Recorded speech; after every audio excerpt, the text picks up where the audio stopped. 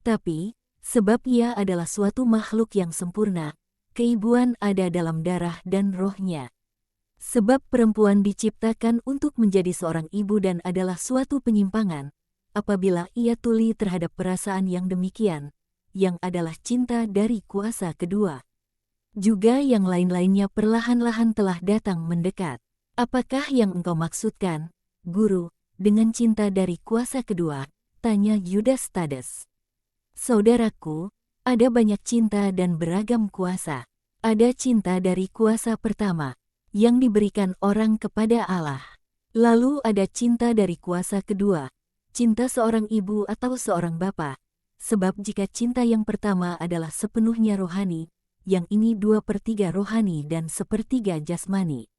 Adalah benar bahwa cinta kasih manusia bercampur di dalamnya, tetapi perasaan yang superior unggul, sebab seorang bapa dan seorang ibu, yang demikian secara moral dan kekudusan, tidak hanya memberi makan dan membelai tubuh anak mereka, melainkan mereka juga memberi makan dan cinta bagi pikiran dan roh dari anak mereka. Dan apa yang aku katakan adalah sungguh benar, bahwa mereka yang membaktikan diri mereka pada anak-anak, bahkan meski hanya mendidik mereka, akan berakhir dengan mencintai murid-murid mereka, seolah anak-anak itu adalah darah daging mereka sendiri. Sesungguhnya aku dulu sangat sayang pada murid-muridku, kata Yohanes dari Endor.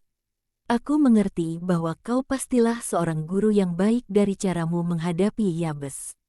Laki-laki yang dari Endor itu membungkuk dan mencium tangan Yesus tanpa mengatakan apa-apa. Tolong lanjutkan dengan pengelompokkan cintamu, pinta Zelot. Ada cinta kepada istri, cinta dari kuasa ketiga sebab itu dibuat. Aku selalu berbicara mengenai cinta yang secara moral dan kudus, setengah rohani dan setengah daging. Seorang laki-laki, di samping menjadi suami dari istrinya, adalah seorang guru dan seorang bapa bagi istrinya, dan seorang perempuan adalah seorang malaikat dan seorang ibu bagi suaminya, di samping sebagai istrinya. Inilah 3 tingkatan cinta yang tertinggi. Dan cinta kepada sesama kita, tidakkah engkau salah, ataukah engkau sudah melupakannya? Tanya Iskariot. Yang lain-lainnya menatap padanya dengan tercengang dan gusar sebab perkataannya. Akan tetapi Yesus menjawab dengan tenang, "Tidak, Yudas, lihat, Allah seharusnya dicintai sebab Ia adalah Allah. Jadi tidak ada penjelasan yang diperlukan demi meyakinkan orang untuk memiliki cinta yang demikian. Ia adalah Ia yang seperti adanya, yakni segalanya, dan manusia, bukan apa-apa, yang ambil bagian dalam segalanya. Sebab jiwa yang ditanamkan dalam dirinya oleh Allah yang kekal, yang tampaknya jiwa manusia akan menjadi salah satu dari banyak binatang yang hidup di daratan, atau dalam air atau di udara. Manusia wajib menyembahnya dari rasa kewajiban dan layak untuk bertahan dalam segalanya. Yakni layak menjadi bagian dari umat Allah yang kudus di surga, seorang warga dari Yerusalem yang tidak akan mengenal baik pencemaran ataupun pengrusakan untuk selamanya. Cinta seorang laki-laki, dan teristimewa cinta seorang perempuan, kepada keturunannya, dinyatakan sebagai suatu perintah dalam sabda Allah kepada Adam dan Hawa, sesudah Ia memberkati mereka, dengan melihat bahwa Ia telah menjadikan suatu yang baik pada hari yang jauh ke-6, pada ke-6 hari pertama dari penciptaan. Allah bersabda kepada mereka, "Beranak cuculah dan bertambah banyaklah serta penuhilah bumi." Aku dapat melihat keberatanmu yang tak terucap, dan inilah jawabanku kepadamu.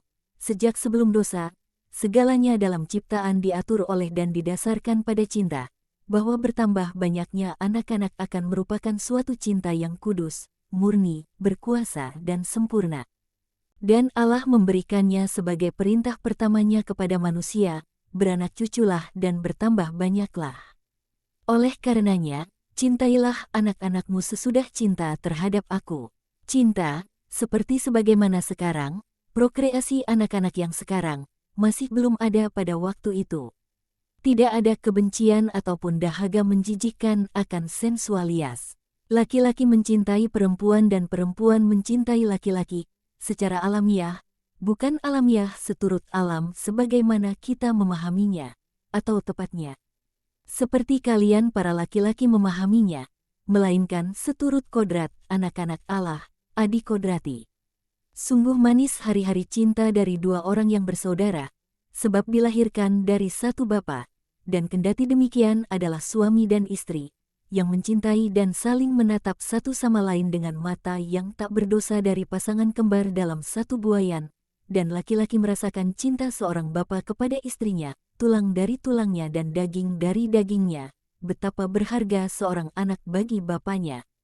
Dan perempuan mengalami sukacita menjadi seorang anak perempuan, yang dilindungi oleh cinta yang sangat tinggi tingkatnya, sebab dia merasakan bahwa dia memiliki dalam dirinya sesuatu dari laki-laki mengagumkan yang mencintainya, dengan semangat ketakberdosaan dan bak malaikat, di padang-padang indah di Eden. Sesudahnya, dalam rangkaian perintah yang Allah, dengan tersenyum, berikan kepada anak-anaknya yang terkasih, adalah apa yang Adam sendiri, dengan karunia rahmat intelijensi yang lebih rendah hanya dari Allah saja, perintahkan sementara berbicara mengenai istrinya dan mengenai setiap perempuan melalui Hawa, suatu perintah yang dari pikiran Allah, yang dengan jelas direfleksikan oleh cermin tak bernoda dari roh Adam, yang terbaik dalam pikiran dan dalam perkataan. Laki-laki akan meninggalkan ayahnya dan ibunya dan bersatu dengan istrinya, sehingga keduanya menjadi satu daging. Andai tidak ada ketiga pilar dari ketiga cinta yang disebutkan di atas, dapatkah ada cinta kepada sesama? Tidak, tidak akan dapat ada. Cinta Allah menjadikan Allah seorang sahabat dan mengajarkan cinta. Barang siapa tidak mencintai Allah, yang baik, pasti tidak dapat mencintai sesamanya yang dalam sebagian besar perkara penuh cacat celah. Andai tidak ada cinta suami istri dan orang tua di dunia, maka tidak akan dapat ada sesama, sebab sesama adalah anak dari manusia. Apa kau sudah yakin? Ya, Guru, aku tidak berpikir ke sana. Adalah sungguh sulit untuk kembali ke sumber-sumbernya. Manusia sudah terjebak dalam lumpur selama beribu-ribu tahun, dan sumber-sumber itu begitu tinggi di puncak-puncak. Yang pertama, di atas semuanya, adalah sumber yang berasal dari ketinggian yang tak terkira, Allah. Tetapi aku akan menggenggam tanganmu dan menghantarmu ke sumber-sumber itu. Aku tahu di mana itu. Dan cinta-cinta yang lain, tanya serempak Simon Zelot dan laki-laki yang dari Endor. Yang pertama dari rangkaian kedua adalah cinta kepada sesama kita. Pada kenyataannya ini adalah yang keempat dalam kuasa. Kemudian cinta akan pengetahuan. Dan yang terakhir cinta akan pekerjaan. Cuma itu saja, cuma itu saja. Tapi ada banyak lagi cinta-cinta lain, seru Yudas dari Keriot.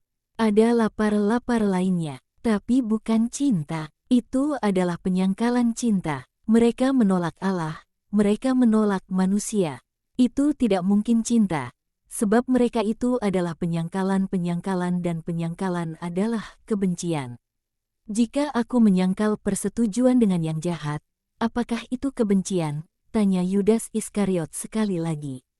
Malangnya aku, kau lebih suka cari gara-gara daripada seorang ahli Taurat. Bisa kau katakan padaku ada apa denganmu? Apa udara Yudea yang kurang oksigen, karena terletak tinggi di atas gunung ini mempengaruhi saraf syarafmu seperti kram? Seru Petrus.